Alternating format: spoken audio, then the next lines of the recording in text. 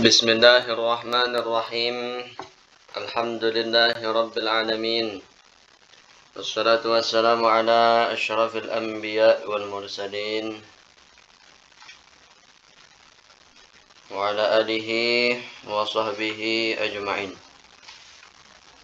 Alhamdulillah, kita sudah sampai di hadis yang ke-28 di kitab Al-Arba'in An-Nawawiyah karangan Al-Imam Muhyiddin Yahya bin Sharafuddin An-Nawawi. Al-Hadithu Thaminu wal-Ishrun, Usikum bitaqwallah wa husnil khuluq. An Abi Najihin Al-Irbad bin Sariyah radhiyallahu anhu qala wa'adhana Rasulullah sallallahu alaihi wasallam maw'izatan wajilat minhal qulub wa dharafat minhal uyun. Faqulna ya Rasulullah ka'annaha maw'izatu muwaddi'in fa'awsina. Qala usikum bitaqwallah was-sam'i wat-ta'at wa in ta'ammara 'alaikum 'abdun fa innahu man ya'ish minkum fasayara ikhtilafan katsira fa 'alaikum bi sunnati wa sunnatil khulafa'ir rasyidin al-mahdiyyin 'addu 'alaiha bin nawajidh wa iyyakum wa muhdatsatil umur fa inna kulla muhdatsatil umur bid'ah fa inna kulla bid'atin dhalalah. Rawahu Abu Dawud wa Tirmidzi. Haditsun wa qala haditsun hasanun sahihun. Dari Abi Najih Al-Irbad bin Sariyah, beliau semoga diridhai oleh Allah Subhanahu wa taala, beliau berkata, Rasulullah sallallahu alaihi wasallam pernah menasehati kami dengan nasihat yang membuat hati kami menjadi bergetar, hati kami menjadi takut.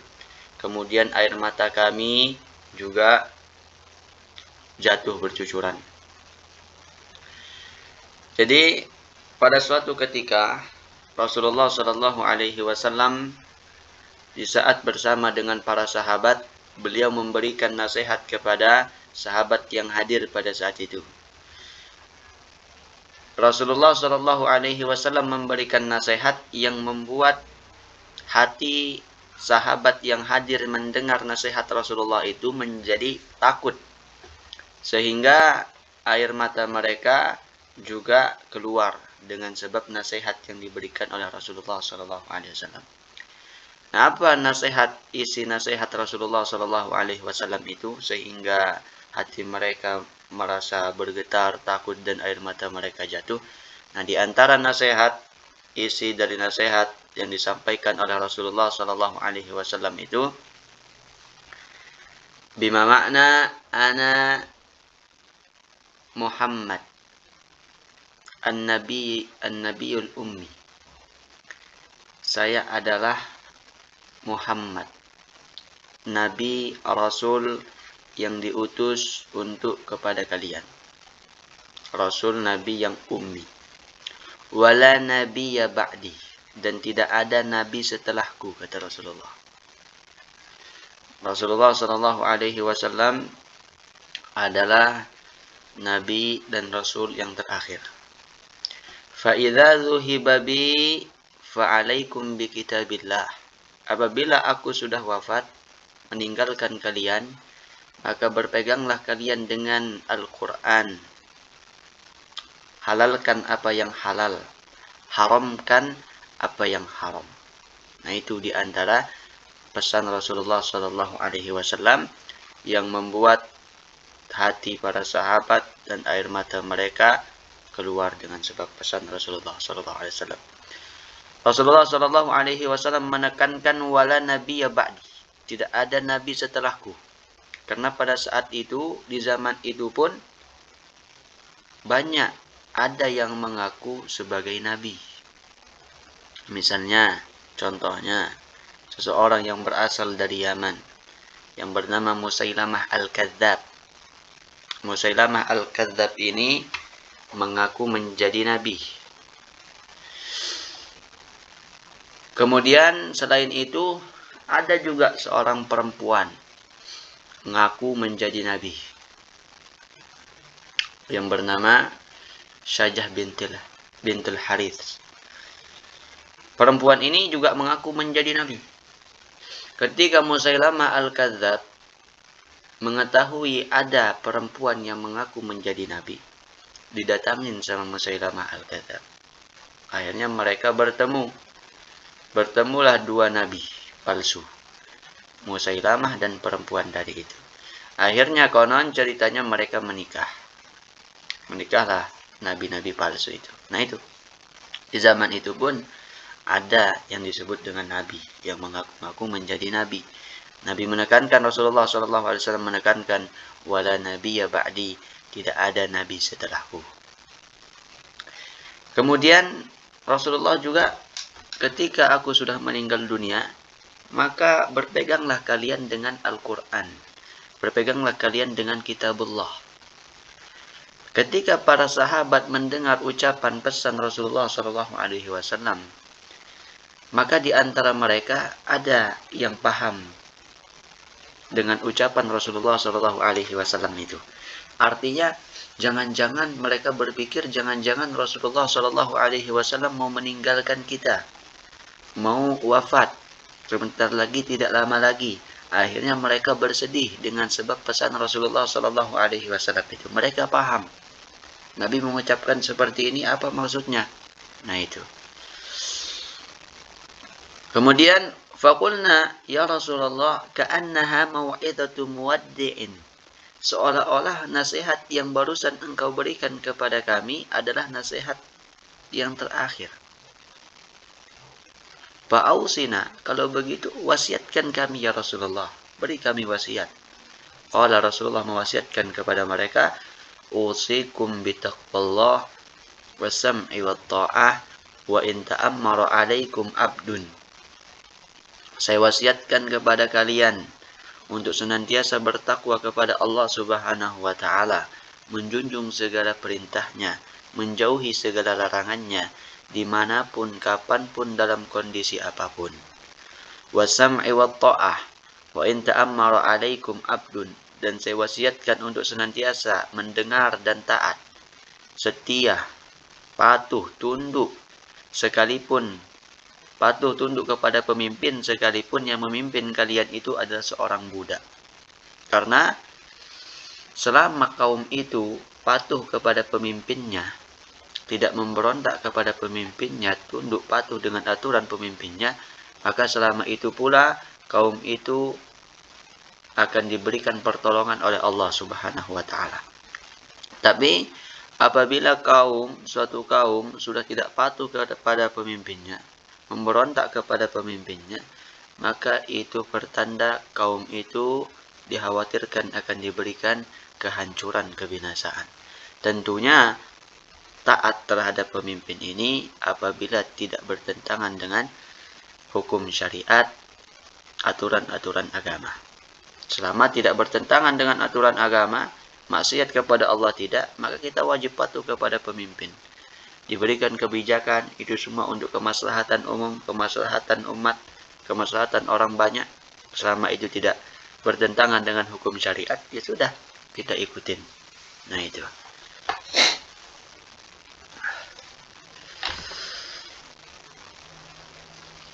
فَإِنَّهُ مَنْ يَعِشْ مِنْكُمْ فَسَيَرَى اخْتِلَافًا كَثِيرًا. Maka sesungguhnya orang yang hidup dari kalian setelahku nanti, ketika aku sudah meninggal dunia, maka dia akan melihat, kalian akan melihat perbedaan yang sangat banyak, perpecahan yang sangat banyak, perselisihan yang sangat banyak setelah sepeninggalanku, setelah aku meninggalkan kalian, setelah aku wafat nanti. Itu. Fa'alaikum bisunnati wa sunnatil khulafa'ir rasyidin al-mahdiyyin. Ketika keadaan yang seperti itu sudah terjadi perbedaan pendapat, terpecah belah umatnya Rasulullah SAW, berselisih pendapat, hendaklah kalian mengikuti berpegang kepada sunnahku dan sunnah khulafa ar-rasyidin, Abu Bakar, Umar, Utsman, Ali, Hasan, dan sahabat-sahabat yang lainnya yang mereka mendapatkan petunjuk. Nah itu. Addu 'alaiha bin nawajid. Gigitlah, peganglah sunnahku itu dan sunnah khulafa ar-rasyidin itu dengan gigitlah dengan gusi kalian, geraham kalian. Wa iyyakum wa muhdatsatil umur. Jauhilah yang namanya muhdatsatil umur, perkara yang baru dalam urusan agama, yang tidak ada dalil, yang tidak disahkan oleh agama, atau tidak ada dalil, isyarat dalil yang membolehkannya. Wa iyyakum wa muhdatsatil umur. Jauhilah yang namanya muhdatsatil umur, perkara hal-hal yang baru, yang tidak berlandaskan dengan dalil syar'i, atau tidak ada isyarat yang membolehkan dengan dalil syar'i itu. Fa inna kulla bid'atin dhalalah. Mungkin nanti ada tambahannya di sini. Wa iyyakum wa muhdatsatil umur, wallahu alam. Nanti dicek mungkin dicetakan yang lain. Wa iyyakum wa muhdatsatil umur, fa inna kulla muhdatsatin bid'ah. Karena sesungguhnya setiap yang muhdatsat, yang baru itu adalah bid'ah. Fa inna kulla bid'atin dhalalah. Dan setiap bid'ah itu adalah sesat. Nah, hadirin hadirat yang dimuliakan oleh Allah Subhanahu wa taala. Di saat Rasulullah sallallahu alaihi wasallam masih bersama dengan para sahabat pada waktu itu. Artinya Rasulullah masih ada di sekeliling mereka. Rasulullah masih hidup di antara mereka, bersama dengan mereka. Itu kalau bisa kita bilang, dan memang iya, itu tidak ada yang namanya perbedaan pendapat, tidak ada yang namanya perselisihan pendapat, tidak ada namanya perpecahan. Karena Rasulullah Shallallahu Alaihi Wasallam masih berada di tengah-tengah mereka. Ketika si A berpendapat ini, kemudian si B berpendapat itu, kemudian hal itu ditanyakan kepada Rasulullah Shallallahu Alaihi Wasallam, sehingga kesimpulannya ada di Rasulullah. Tidak terjadi perbedaan, perpecahan, perselisihan, karena Rasulullah masih ada yang memutuskan perkara pada waktu itu. Nah, ketika Rasulullah Shallallahu Alaihi Wasallam wafat, ketika Rasulullah Shallallahu Alaihi Wasallam meninggal dunia, meninggalkan kita semua, meninggalkan para sahabat pada waktu itu juga, disitulah sedikit demi sedikit timbul yang namanya perbedaan pendapat. Ketika Rasulullah Shallallahu Alaihi Wasallam meninggal dunia, muncul yang namanya perselisihan, perbedaan pendapat. Itu ada seperti itu. Bahkan ketika Rasulullah Shallallahu Alaihi Wasallam wafat pada waktu itu, meninggal dunia, mereka di saat wafatnya Rasulullah Shallallahu Alaihi Wasallam sudah terjadi perbedaan pendapat, sudah terjadi perselisihan. Ada yang mengatakan, oh Nabi Muhammad ini tidak meninggal. Ketika Rasul meninggal itu, Nabi Muhammad ini, ada yang bilang Nabi Muhammad ini tidak meninggal dunia, hanya saja dia diangkat ke langit. Ada yang bilang seperti itu. Terjadi perbedaan pendapat. Ada yang mereka tidak percaya. Akhirnya apa? Sayyidina Abu Bakar kemudian mengatakan, menyampaikan, menyadarkan kepada mereka, Man kana ya'budu Muhammadan fa inna Muhammadan qad mata. Wa man kana ya'budu Rabba Muhammad fa innahu hayyun la yamut. Kata Abu Bakar, barang siapa yang menyembah Muhammad, sesungguhnya Muhammad sudah mati. Tapi barang siapa yang menyembah Tuhannya Muhammad, barang siapa yang menyembah Allah, maka dialah yang hidup, tidak pernah mati, tidak akan pernah mati juga. Nah itu. Akhirnya dengan nasihat dari Abu Bakar itu, mereka sadar, oh iya, ternyata benar. Rasulullah Shallallahu Alaihi Wasallam meninggalkan kita. Beliau meninggal dunia. Sadar mereka. Nah itu, terjadi perbedaan pendapat setelah Rasulullah Shallallahu Alaihi Wasallam meninggal dunia. Tidak sampai di situ, bahkan setelah itu ketika Rasulullah Shallallahu Alaihi Wasallam mau dikuburkan, mereka juga berbeda pendapat. Dari kalangan muhajirin berpendapat bahwa Rasulullah Shallallahu Alaihi Wasallam meninggal dunia ini harus kita bawa, kita kuburkan di Makkah, karena itu adalah tempat tinggal beliau. Di situ kakek nenek moyang beliau, di situ beliau lahir. Maka kita harus kembalikan ke Mekah, dikuburkan di sana. Ada pendapat seperti itu ketika Rasulullah wafat. Mereka berselisih setelah sepeninggalan Rasulullah. Ada lagi dari kalangan Ansor mengatakan, oh tidak, Rasulullah dikuburkan di Madinah karena inilah tempat hijrahnya. Dia juga sudah lama di sini. Harus di Madinah. Ada lagi yang berpendapat dari golongan yang lain, Rasulullah berpendapat tengah-tengah. Bagaimana kalau kita bawa ke Baitul Maqdis, di sana dikuburkan?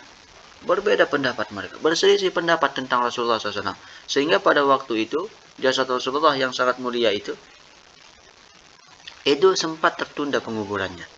Karena terjadi perbedaan pendapat di antara mereka, perselisihan itu sepeninggalan Rasulullah. Fasayara ikhtilafan katsira, man ya'ish minkum fasayara ikhtilafan katsira. Itu sabda Rasulullah Sallallahu Alaihi Wasallam. Akhirnya apa? Akhirnya disepakati Rasulullah Sallallahu Alaihi Wasallam dikuburkan di Madinah, tepatnya di kediaman Sayyidah Aisyah pada waktu itu, dan sampai sekarang. Setelah Rasulullah Sallallahu Alaihi Wasallam dikuburkan, tidak selesai sampai di situ. Terjadi lagi perbedaan yang lebih besar, terjadi lagi perselisihan yang lebih besar, keributan. Apa yang mereka perselisihkan? Ini Rasulullah sudah dikubur, Rasulullah sudah meninggal dunia, iya, Rasulullah kemudian sudah dikuburkan, iya. Kemudian sekarang, siapa yang menggantikan Rasulullah Sallallahu Alaihi Wasallam menjadi pemimpin kita? Siapa yang menggantikan Rasulullah Sallallahu Alaihi Wasallam menjadi khalifah? Di antara mereka berselisih lagi, berbeda lagi. Di antara mereka, terutama golongan Ansor pada waktu itu menunjuk wakilnya yang bernama Sa'ad bin Ubadah. Oh, yang harus menjadi pemimpin adalah dari golongan Ansor, yang bernama Sa'ad bin Ubadah. Itu yang mereka wakilkan. Tapi ada lagi yang berpendapat, oh tidak, yang harus menjadi pemimpin itu dari golongan Quraisy. Akhirnya ya disepakati dari golongan Quraisy. Kalau begitu siapa? Ada yang mengatakan pada waktu itu yang berhak menjadi pemimpin adalah Abu Bakar As-Siddiq. Karena ketika Rasulullah SAW sakit, kemudian Rasulullah memberikan hak imam pada waktu itu, yang menjadi imam sholat berjamaah adalah Abu Bakar. Nah, ini isyarat, berarti kata mereka yang berpendapat Abu Bakar, ini isyarat bahwa yang berhak menjadi pemimpin adalah Abu Bakar. Ada yang bilang, oh enggak, bukan Abu Bakar yang berhak. Seharusnya yang berhak adalah Umar bin Khattab. Karena pernah Rasulullah menyampaikan, kalau ada nabi setelahku, niscaya yang paling cocok jadi nabi setelahku adalah Umar. Nah, ini berarti ini yang menandakan Umar yang lebih cocok menjadi khalifah. Ada lagi yang bilang tidak, yang cocok menjadi khalifah adalah Sayyidina Ali bin Abi Thalib, karena itu adalah menantu Rasulullah Sallallahu Alaihi Wasallam, sekaligus sepupu beliau, orang yang paling dekat dengan beliau, dididik langsung, ada kaitan hubungan darahnya dengan beliau. Ali lah yang berhak menjadi pemimpin, menjadi khalifah. Terus terjadi perbedaan pendapat, terus akhirnya disepakati pada saat itu yang menjadi khalifah pertama yang kita semua sudah ketahui adalah siapa? Abu Bakar As-Siddiq. Nah, itu perbedaan pendapat ini, perselisihan setelah Rasulullah Shallallahu Alaihi Wasallam ini meninggal dunia, itu terjadi sampai sekarang, sampai hari kiamat. Makanya umatku, sabda Rasulullah SAW, umatku terpecah menjadi 73 golongan. Nah, itu. Dan yang selamat hanya satu. Siapa itu? Golongan yang paling banyak, mayoritas. Ya sudah, kita ikut saja mayoritas, Ahlussunnah wal Jamaah. Nah, itu. Nah, ini perbedaan hadirin hadirat yang dimuliakan oleh Allah Subhanahu wa taala.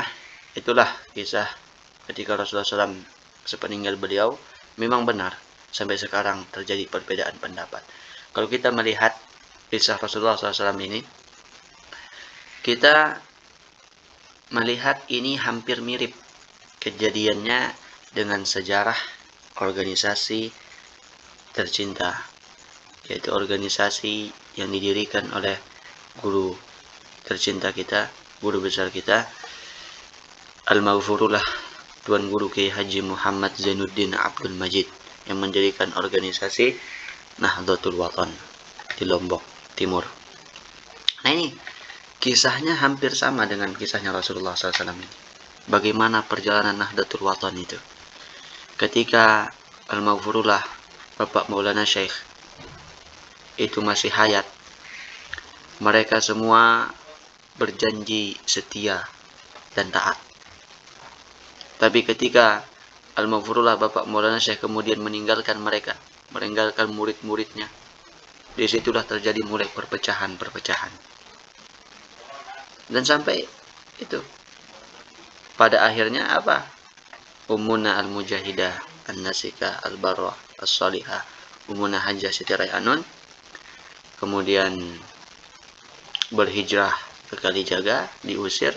Begitu yang kami dengar dari guru-guru kami tidak berani menyampaikan sesuatu yang lebih-lebih. Kami hanya menyampaikan apa yang kami dapatkan dari guru-guru kami, bahwa beliau diusir, kemudian beliau berhijrah ke Kalijaga, sampailah beliau nanti di Anjani. Nah, itu terjadi perbedaan pendapat. Hampir sama kisahnya ini dengan perjalanan Nahdlatul Wathon itu.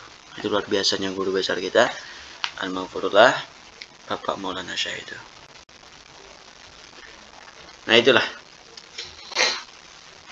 intinya, ketika terjadi perbedaan pendapat itu, diikutilah kelompok yang paling banyak, kelompok mayoritas, karena mustahil dia berbohong dalam jumlah yang banyak itu. Begitu juga di Nahdlatul Wathon.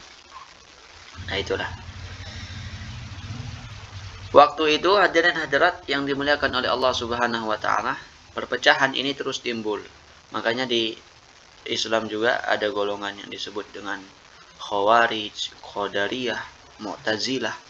Ada yang berpendapat di antara mereka bahwa mengkafirkan semua sahabat, yang enggak kafir cuma Sayyidina Ali. Abu Bakar kafir, Utsman kafir, Umar kafir, yang enggak kafir cuma Ali. Ada juga pendapat seperti itu. Ada juga pendapat dari yang dipimpin oleh Abu Jarub namanya, berpendapat bahwa setiap dosa besar yang dilakukan oleh kaum muslimin itu kekal di neraka. Ada pendapat seperti itu. Ada juga yang berpendapat mengkafirkan sekaligus Sayyidina Ali-nya. Abu Bakar, Utsman, Umar, Ali dikafirkan semuanya. Itu dikarenakan karena Ali tidak mau melawan ketika tidak dijadikan pemimpin. Ada yang berpendapat seperti itu. Ada lagi yang berpendapat kaum Qadariyah, yaitu memiliki kehendak sendiri tanpa ada kuasa dari Allah Subhanahu wa taala. Ada akidah-akidah itu, perlu kita pilih akidah yang benar tentunya. Nah, itu.